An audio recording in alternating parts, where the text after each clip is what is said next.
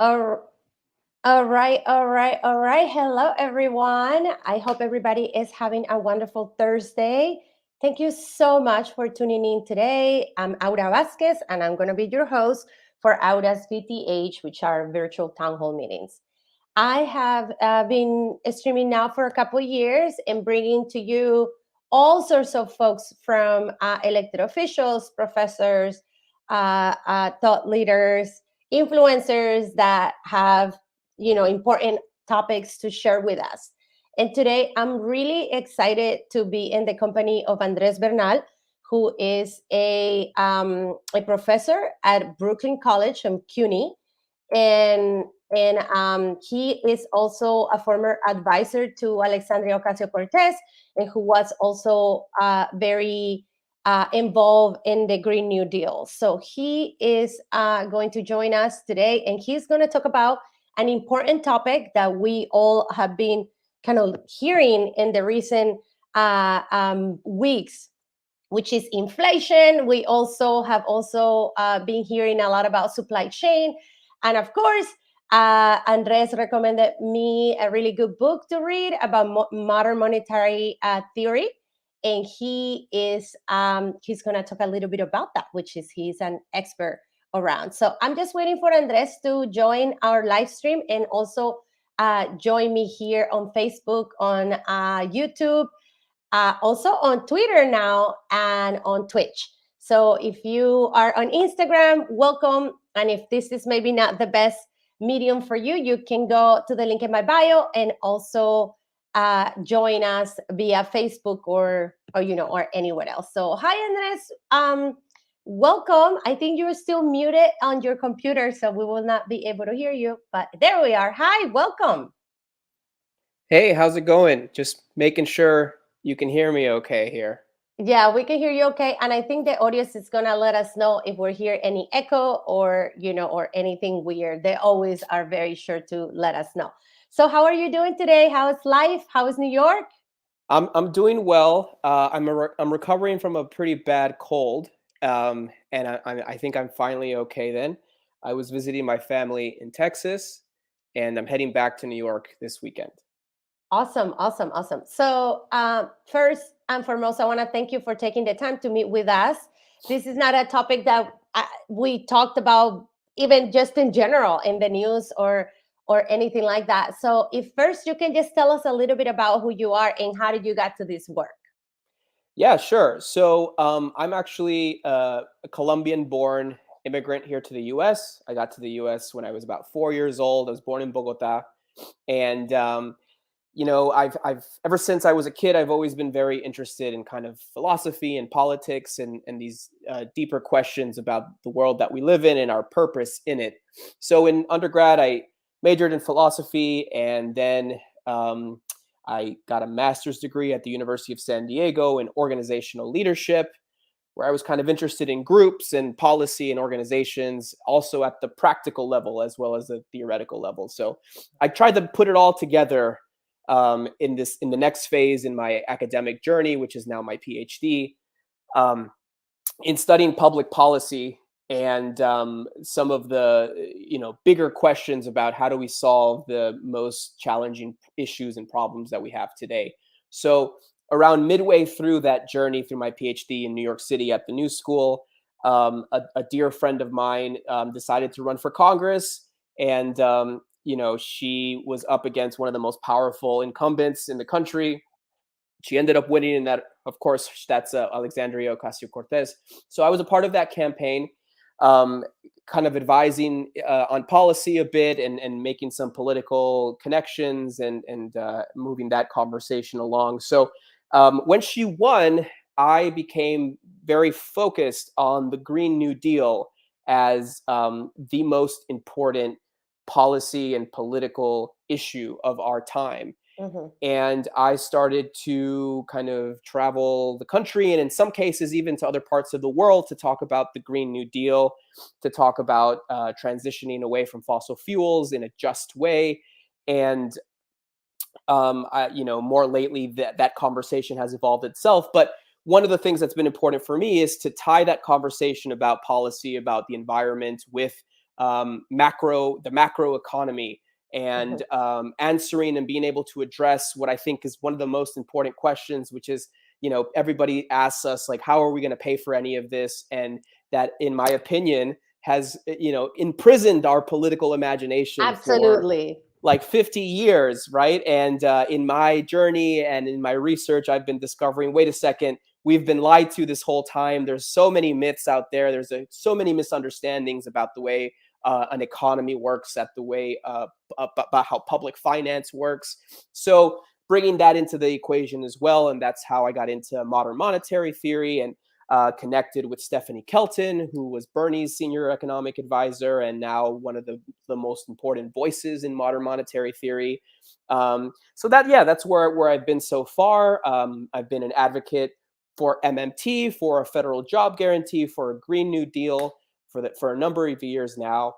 And that's kind of where I see myself, both as a scholar and an educator, as well as an organizer and an advisor.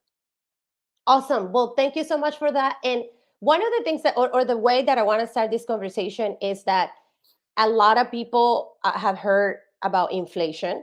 A lot of people have a general common understanding of what inflation kind of works.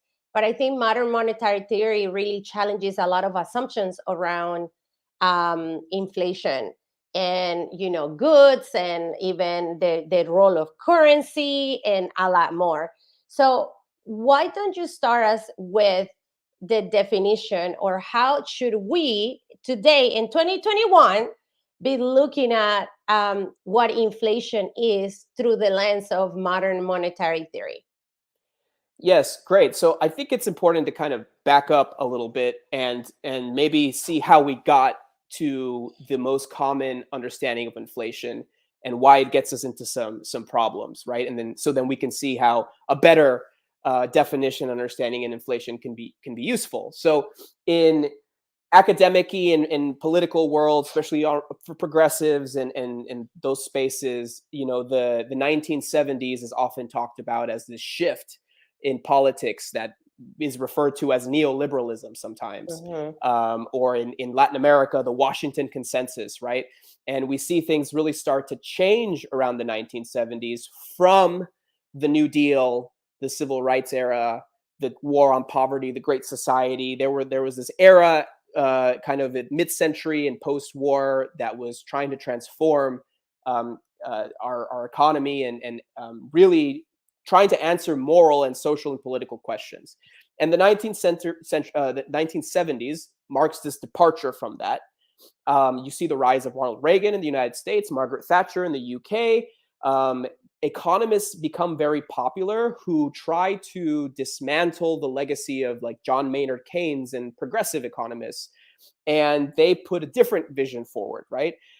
This becomes very important, for example, in the rise of Pinochet in Chile, and in many right-wing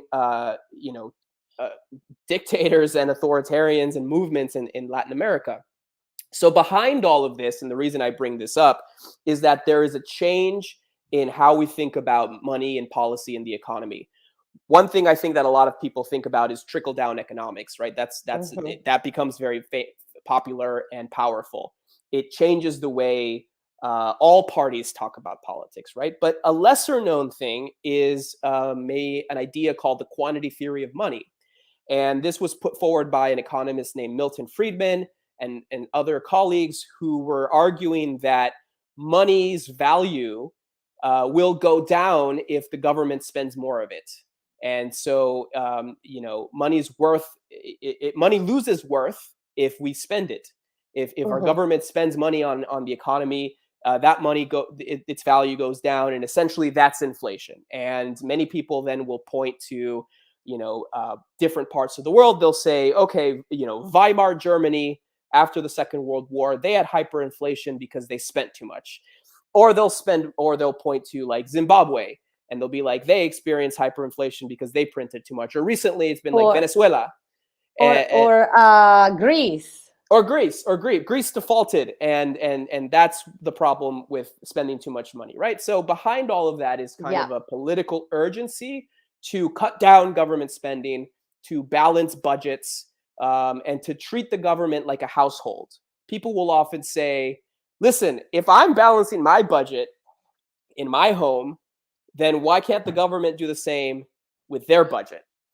And so that has had a very long lasting political impact on our culture, on our society. And modern monetary theory and progressives that I kind of work with are really trying to demystify many of the lies and the misconceptions and misinformation that has come from that legacy. That inflation is not a matter of, like, our dollar bills or our monies on a screen somehow losing their value because there's too many of them, but Hmm. rather really trying to give a more nuanced and context specific understanding of prices.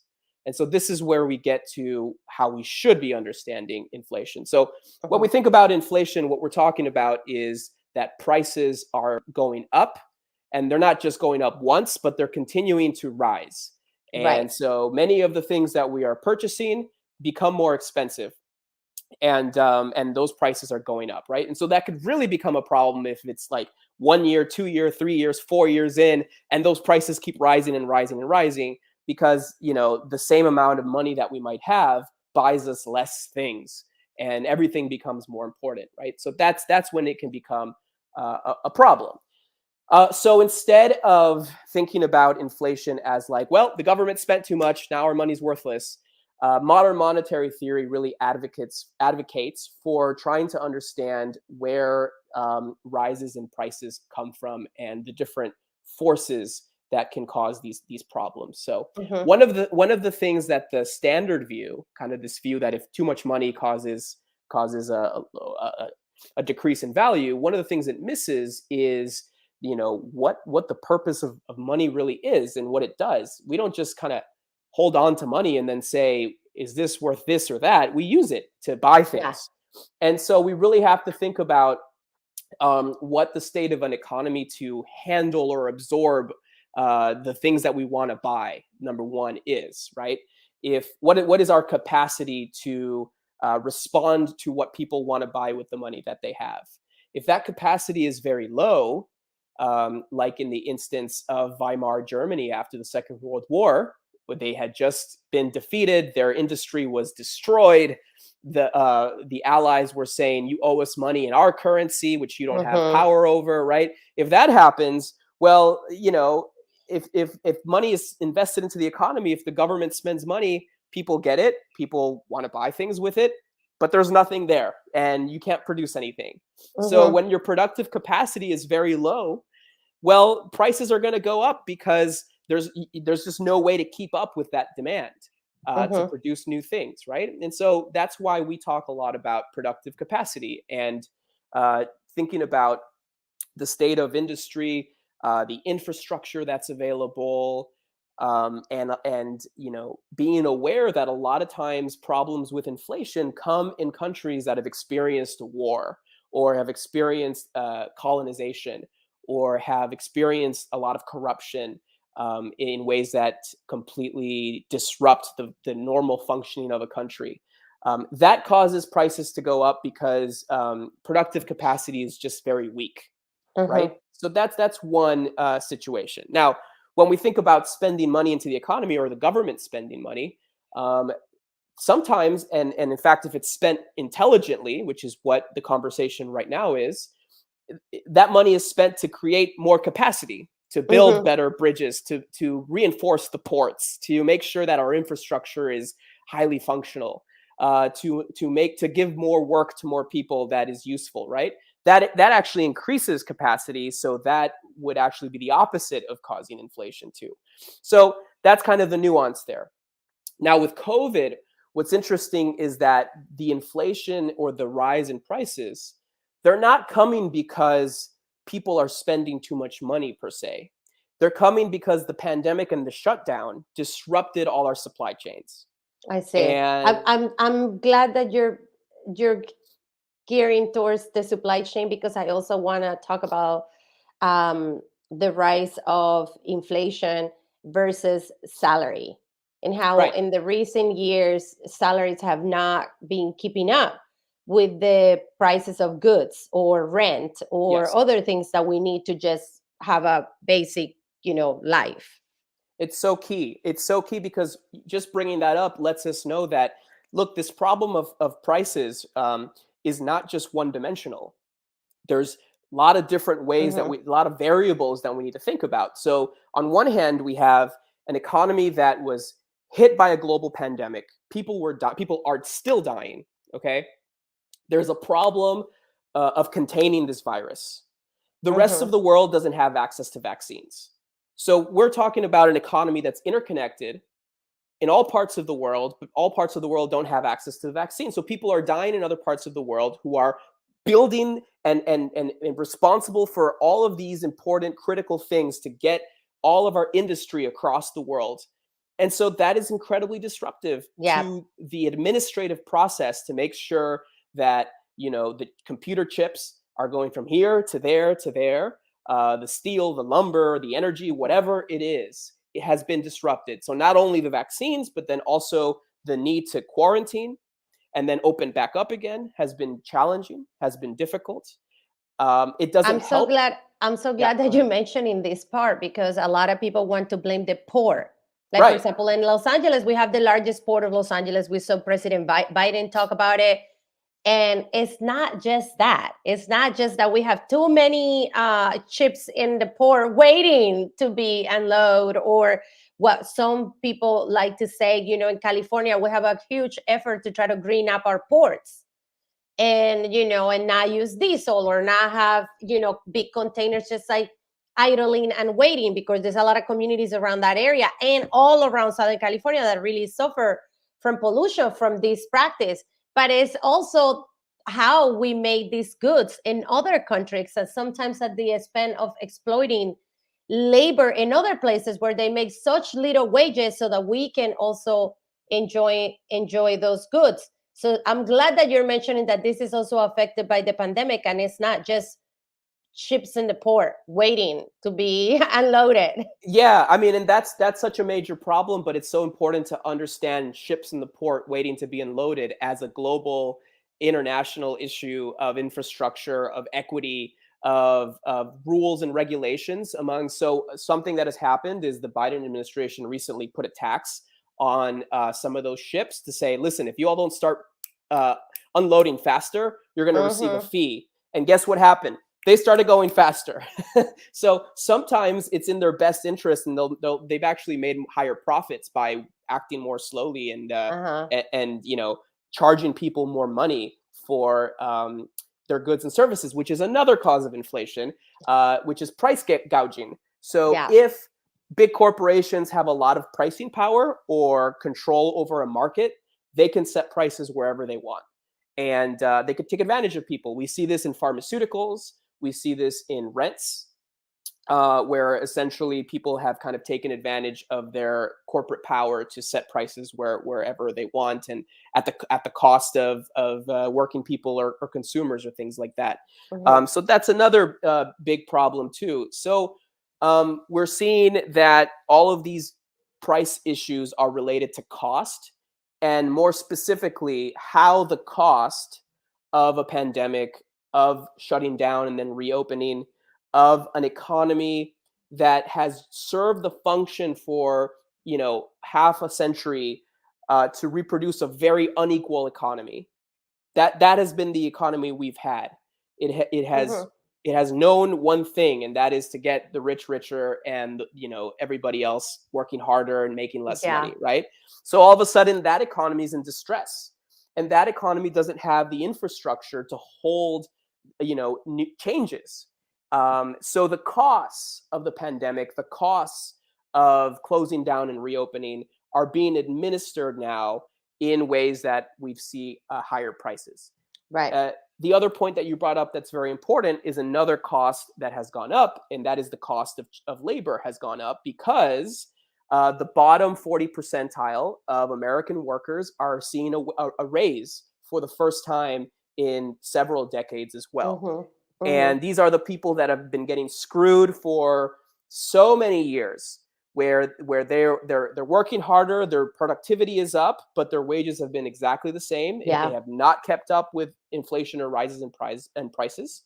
And for the first time, because of the pandemic stimulus responses, because of the federal government's response, because what Build Back Better is proposing as well, those people are seeing their bargaining and collective power, their purchasing power, go up even faster than inflation. And so that has been a cost for some employers. And so what's important there is that people don't want to go back to jobs that were very exploitative, paying very low, just really shitty working conditions. So there's not a shortage in labor. There's a shortage in good jobs.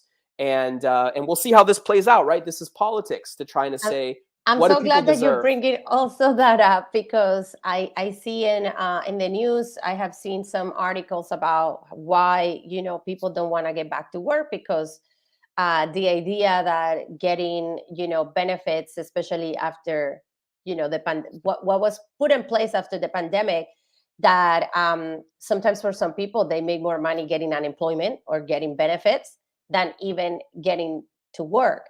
But I think the key word here is the type of jobs that we're offering people.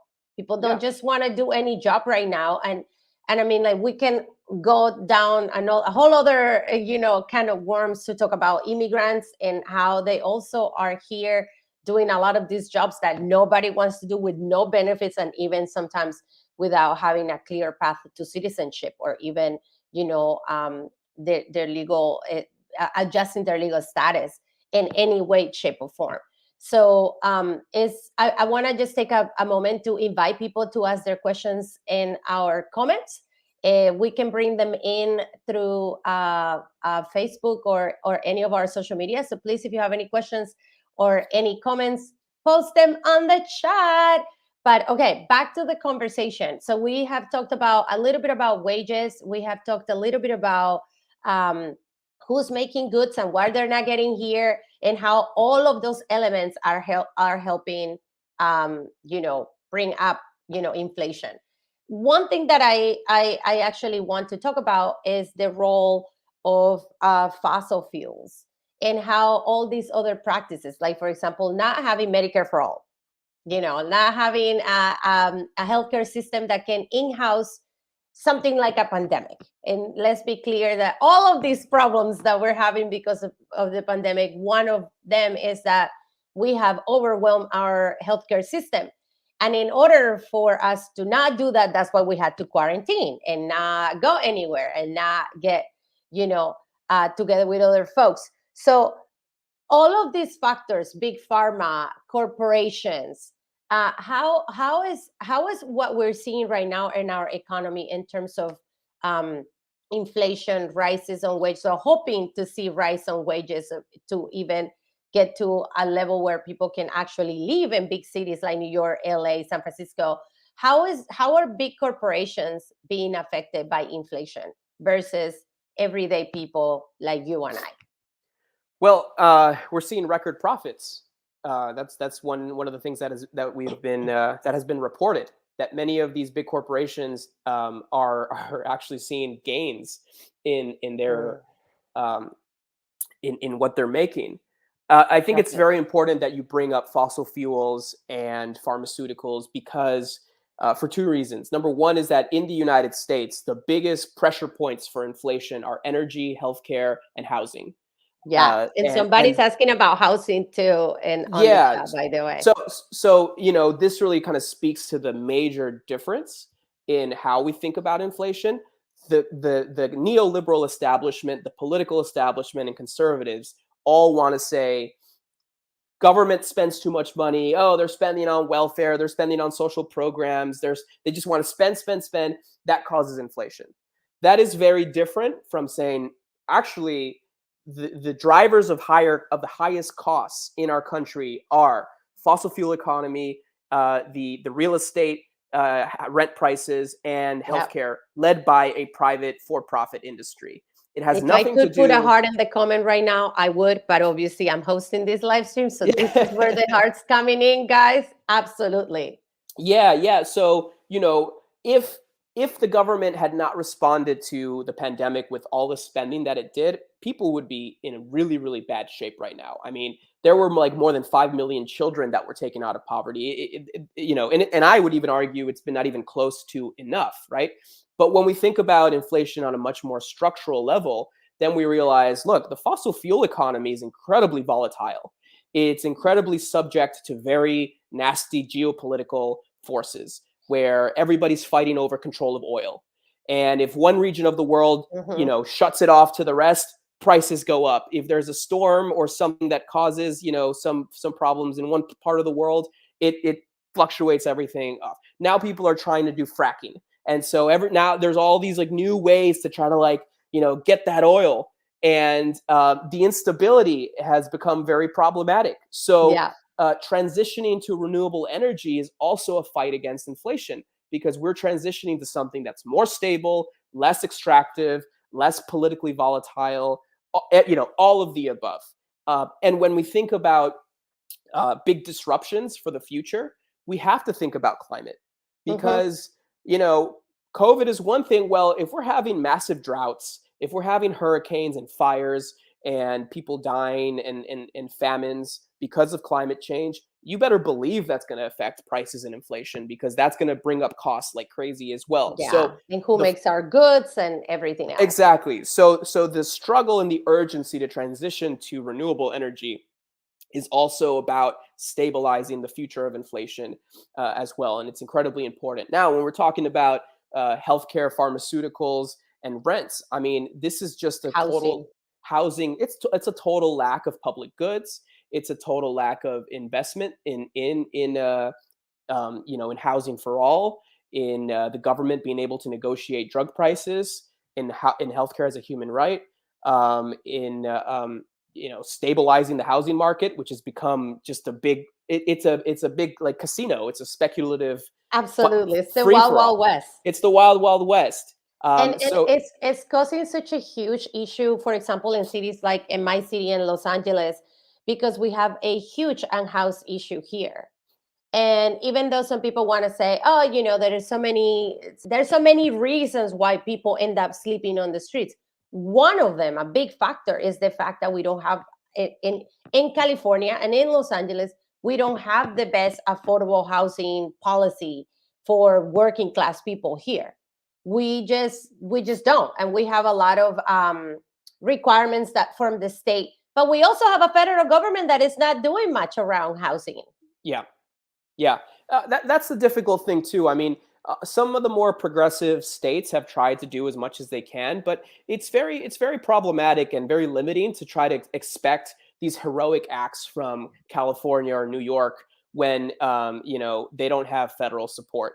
Right. Even if it's like legal infrastructure or in rights or the legacy of making the states responsible for everything is, in my opinion, a very conservative legacy. It's got its lineage, with the Confederacy and Mhm. with anti-integration, with segregation, and all that sort of stuff. So there's a lot of problems there, and now we're seeing it with abortion, with the Supreme Court saying, well, let's let the states decide again, and the refusal for the federal government to guarantee To abortion and step in. to guarantee reproductive justice as a right. Absolutely. So, one thing that I often hear, I hear this when I was decision making for the Department of Water and Power, our utility, and in my local boards that I represent.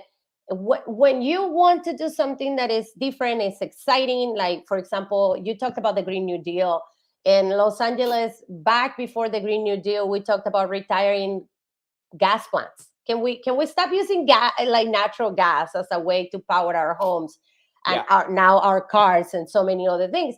And people will always respond, how do we going to pay for it?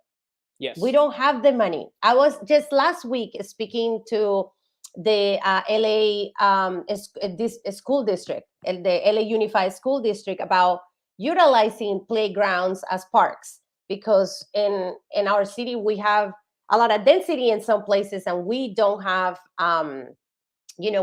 parks where people can go play or kids can like recreate. So kind of utilizing the real estate. And the first thing that they said is like, we don't have the money. This is the second largest unified school district in the country. They serve almost 70%, maybe more, people of color in this school district. And the response was, well, we can open the playground a little longer because we don't have the money. How do we respond to this, and what does modern monetary theory tell us about this shitty question, basically? Yeah, I really like the way that Representative Ocasio-Cortez talks about budgets being moral documents. I think when we think about Mhm. budgets as priorities, it's incredibly important to to just as a mirror to see the things that we've prioritized. When we think about education, one of the most damaging and reactionary policies that we have is to make school districts and schools be dependent on property taxes, local property Yeah, taxes, right? And of huge. course, huge problem where we see like wealthier areas have nice schools and impoverished communities, have failing dysfunctional schools and whatnot. So the issue, I think, on one hand, I would say there's probably a lot more, money and capacity at the local level than we're told there is. But at the end of the day, the answer is that guaranteeing a good quality education for everybody is, again, something the federal government should take responsibility over, Mhm. to at least make sure that every region across the country has what they need to offer what they need. And when we can think about smaller class sizes, the technology that they need, making sure their facilities are good. There's a bill out there called the Green New Deal for public schools that wants to Yeah. do exactly that. Very important. And so the answer to that is that a local government, a municipal government, a state government is radically different from a federal government that has ownership over the United States dollar. Um, while there are more limits on a state and local government because they don't have the authority to issue money because it's not their constitutional right.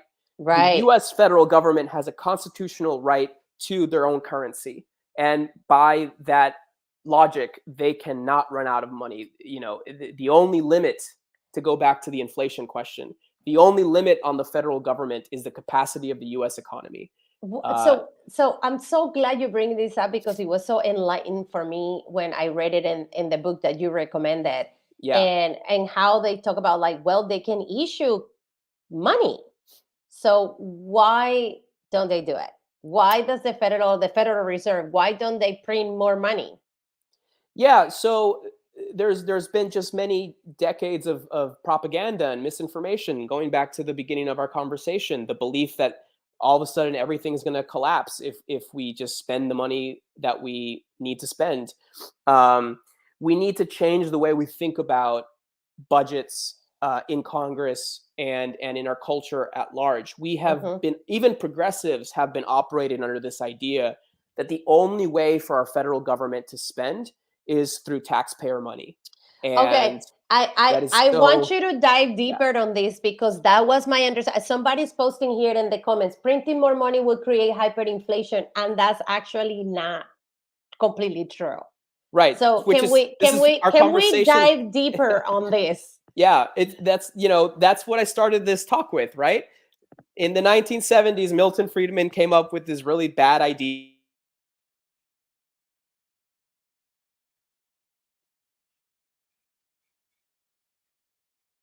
I think I can hear you fine, but this is, again, this is like the quite controversial topic, because folks of their, like, somebody else, for example, and this was a conception that I also was confronted with reading this book,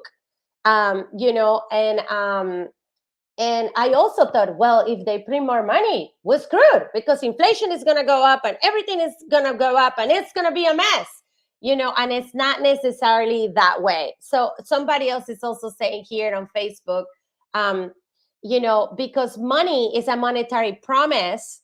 So if we keep printing our dollars, we'll lose its value.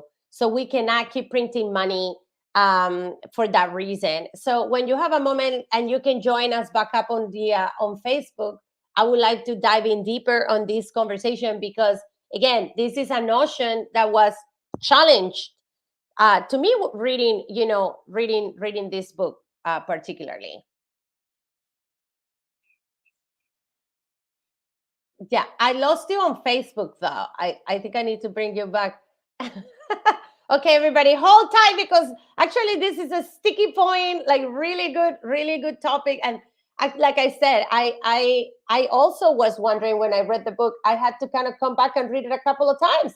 That specific chapter around, why doesn't the Federal Reserve bring more money if that's what we need? And I exactly went to the same topics that you all have been posting here. Printing more money will create hyperinflation. That was the first place I went to. Printing more dollars will lose value. The exact things is kind of like what I like, my mind, like my understanding of inflation and the basic economic understanding that I have. So I'm just waiting for Andres to come back to Facebook so he can answer these questions and demystify these ideas, or let us know what really the truth is. This is what they've been telling us in the news and in forever about what we need to do, or how do we how bad it is for us to continue or to print any currency. Okay, so let's see. There we go. Okay, so there we go. We have him back. Okay, so let's talk about printing money by the Federal Reserve. Okay, so why not and why yes? And like I said, there's a couple of assumptions here. Yeah, so or understandings that we have. I started the talk here today addressing this exact same thing because I knew this was going to come up. So I think now it makes a lot of sense to kind of go back and unpack how I reached those conclusions. So, the concept that if you just give people more money, it'll cause hyperinflation makes no sense. It's very much just ideology that has been passed down since the days of Milton Friedman, who came up with this thing called the quantity theory of money. And of course, the examples of hyperinflation that we've seen around the world, so Zimbabwe, Weimar Germany, Venezuela right now, etc. As I mentioned before, these conversations never take into consideration the political context that hyperinflations occurred under. So Weimar Germany lost a world war, had their complete industry destroyed. They had no means to produce goods and services, very little means to produce goods and services. They owed money in currencies that they didn't have the capacity to issue.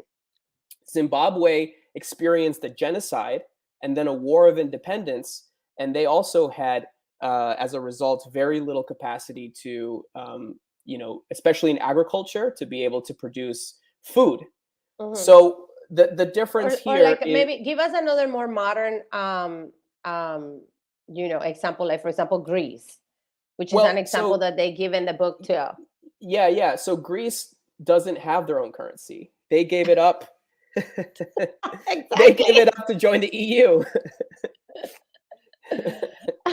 So they don't even have their own currency. They don't even have money to spend or to quote unquote print, so that makes no sense. It's very much become like one of these misinformation 101 that people feel very passionate about, and because it's like edgy, I think, to say that all spending money is inflationary or whatnot, but there's just very little evidence for it. And if you look a little deeper at exactly, if you study history, if you study war, colonization, everything having to do with what really matters when it comes to prices, which is like producing stuff, what is your capacity to produce stuff?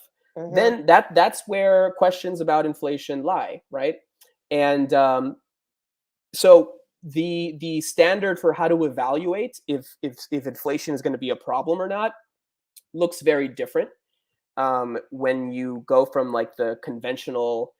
It's a very libertarian So, perspective too. so we're talking about, while you adjust your camera, what we're talking about a country like the United States, which is well established, one of like the largest, the biggest economy in the world, printing money, versus, and other countries that politically are going through, through like turmoils. Like, I mean, if we take, let's just take concrete examples. For example, like Venezuela or Zimbabwe or even Greece, which didn't even have their own currency and they have to adjust to a much stronger currency in order to participate in the EU economy.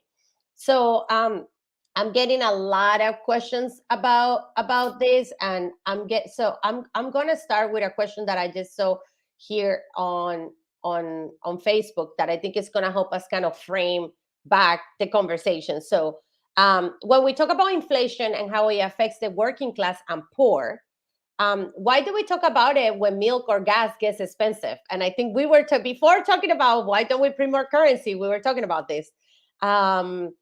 Expensive, but now when the cost of housing, education, healthcare have gotten out of reach for most of us. So what's the Yeah, assumption here? I mean, again, so the standard orthodox kind of libertarian view, the one that if you print money or if you spend money, it's going to cause hyperinflation. Like that view, also, well, that view has this belief that inflation is just one thing across the board. Flat. It's a flat price level, Mm-hmm. and money is viewed as this flat thing. It's kind of out there, and Mm-hmm. oh, it's losing its value. Oh, it's getting impure. Oh no, right? The reality of inflation is that you need to pay attention to it sector by sector, and that the way that we as a country monitor inflation is by something called a consumer price index or a core Mm-hmm. consumer price index. So we have proxies. We have some tools to look at specific industries or baskets of goods, and we make the decision what to include and what not to include. That is Yeah, also a social and a political decision. So it's a great absolutely. question. Because And, for my vegan friends, they'll be like, why are you including milk and eggs in here?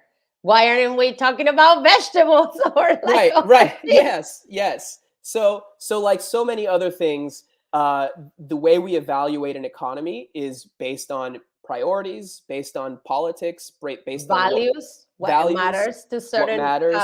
political Yes, groups. exactly, 100%. And so when we think about productive capacity as really the ultimate indicator of whether prices will go up or not, that links back to this matter of priorities, values, what we want to invest in, right? Productive capacity is the consequence of where we put our money, where we put our planning, where we want to see. If we were to say, to give you an example for your vegan friends, that we, as part of the Green New Deal, we want to massively increase the capacity to provide good, affordable, and vegan food Hmm. in every corner. Vegetables, just to say Vegetables. vegetables. Let's say vegetables. High quality vegetables in every part of the country with urban community gardens, right? Hmm. So the government says Green New Deal for community gardens, and all this money starts to go in, paying people, because again, the people that say that printing money, we can talk about how printing money is a bad term, anyways. But for the people that say, "Oh, spending money is going to cause inflation," somebody has to get paid to do something. It's not just going into the air somewhere. Yeah.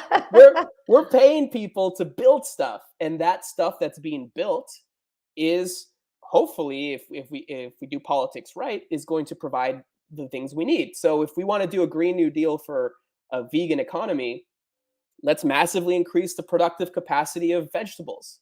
Uh-huh. uh, so yeah, priorities, values, what we want, and that is democracy and debate and etc. So yeah, so the person that was that, like all the people that reflected around, we can't print money because it's bad, it's Yeah. gonna lose its value. They have a bunch of other comments on the chat, around base income, which we talked about wages earlier also, and how wages have not been keeping up with other parts, like like the rise cost of food or the rising cost of housing.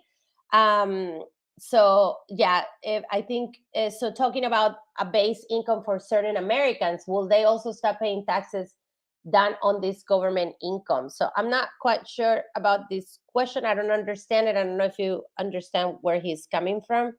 People are not. I don't see anybody not paying No, taxes that kind of anytime soon. that doesn't really, I don't, it's not making a lot of sense to me. But I will say that a lot of people will say, well, why do we pay our taxes if the government doesn't need tax revenue to spend, right? Hmm. And it's very important to explain, right, from the MMT perspective, that the tax obligation has many functions. Um, Number one, it drives the currency. So when we pay taxes, and when we pay any kind of fee, or when we settle any contract, we do so in one currency, and that Hmm. is dollars in Yeah. this country. Hmm. And the United States government will receive dollars for Hmm. tax payments fraud. That drives the currency. It creates a demand for it. If you're going to participate in the United States of America, you need dollars. That's it. Exactly. Not That's it. Bitcoin, not, Not Bitcoin, not any of that. No, you not need pesos, dollars. not, Not pesos. You need not dollars. euros. You need dollars. Yeah. Yes, yes, and that is a legal, constitutional, you know, reality. Hmm. And so, you don't need money to be backed by gold or That's crypto. another huge, like I learned It's also in this book. It's Yeah, like we don't have enough gold to back up all this money. Like, yeah. what It, is it's this? it's It's completely crazy. arbitrary if you It's think about it it's historically. obsolete. Yeah. The reason why we had a gold standard for so long is because, I mean, if you force the world to have to find some kind of rare metal, then obviously the countries with the biggest militaries will have more control over getting that metal. It's that simple. It was a colonial project. The gold Hmm. standard was a colonial project to make everybody's capacity to issue money depend on who has this metal. And the Hmm. countries with the biggest militaries would always have the easier job to do that. It's that simple.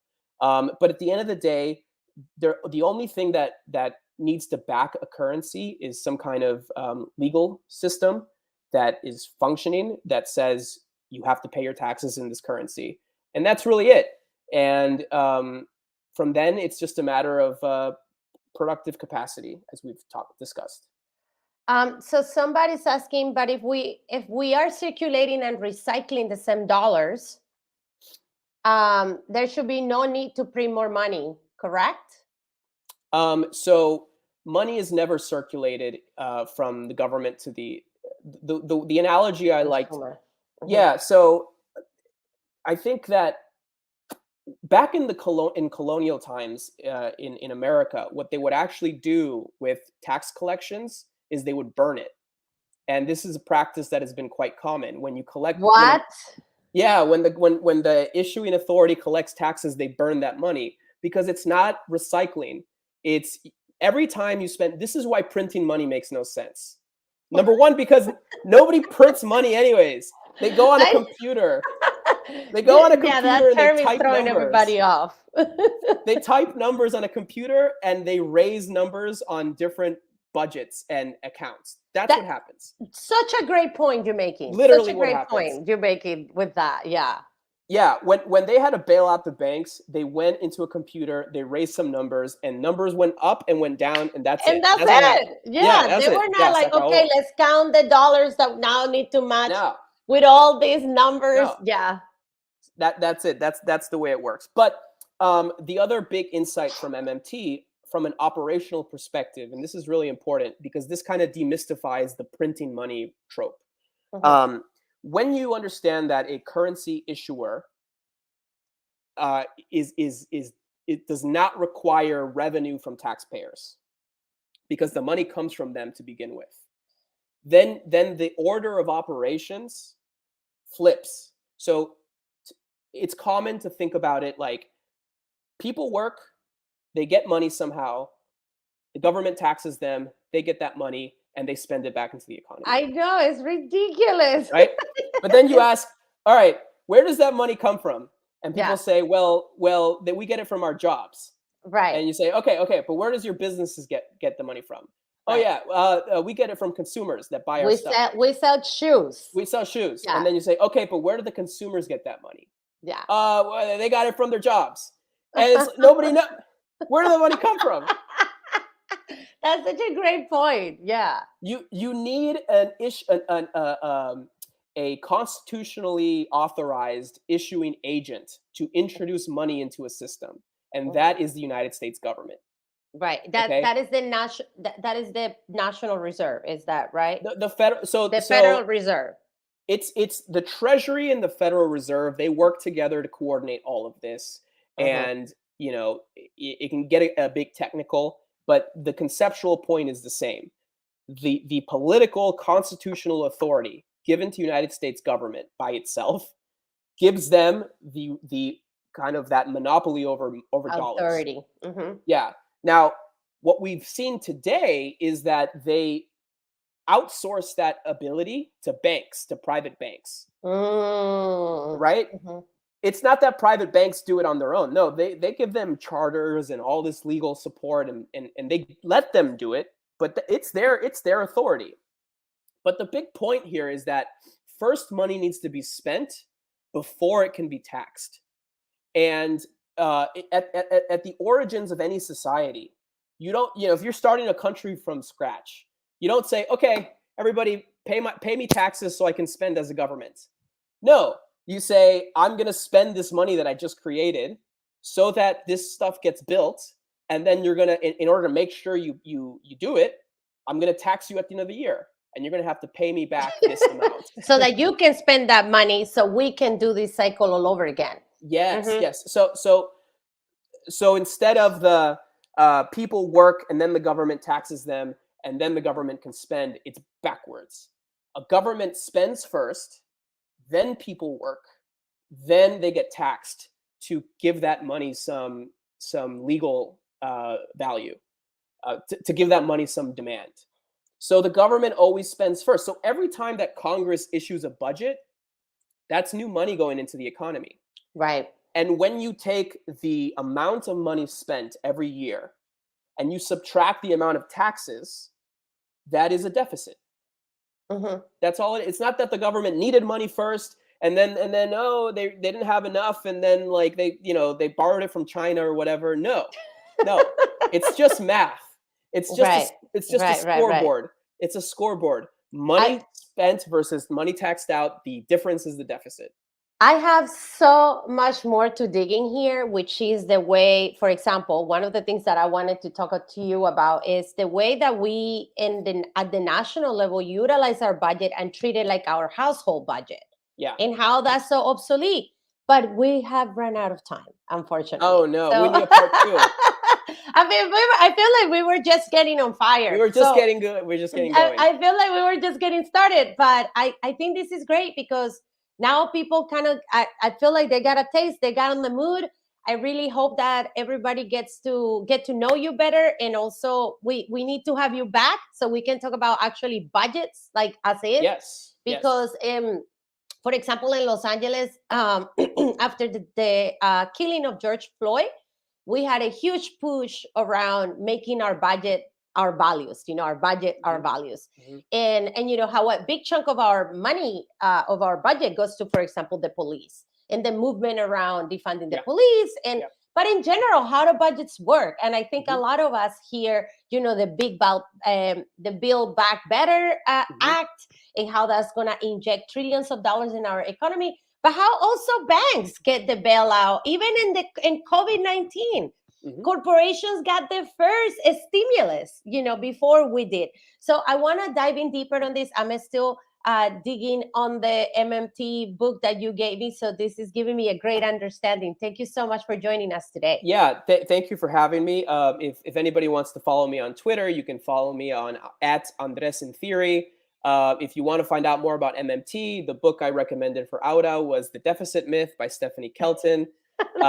So I feel like we need to get her on one of these like yeah. chit chats too, and Yes. and Yes. get Yes. her to like tell us some truths, because as you see, so many of us, I think, like the majority of Americans have a lot of misconceptions about budgets and Right. inflation and goods. And I have a lot of other questions that people ask. So I want to invite you to maybe do another brown bag sometime soon Let's so do we it. can continue this conversation. I feel like this Yeah. time was really a success. So thank you so much for enlightening us with your information and your presence and for sharing your information with us. It's so exciting to see another Colombian doing their thing. I'm Yeah. not the only one out there. You all No, just no, no. see. This was listen. This was just a tease. But next time we'll go deeper into all these things, and we can even talk about MMT for countries in different parts of the world, right? For Oh, that Colombia, would be so for excellent. Y también, yeah, también en español. en Yo pienso que español lo también tienen que hablamos aprender también de en español. de una. All right, Andres, thank you so Alrighty. much for being with us today, and for all of you that join us today. Thank you so much for your questions, for your energy. I promise to bring Andres back so he can talk to us about the national budget, what's going on with modern monetary theory in other countries, and a lot more. So stay tuned. Follow Andres on Twitter, on Instagram, and I'll talk to you guys all very soon. Bye bye. Alrighty. Bye, everybody.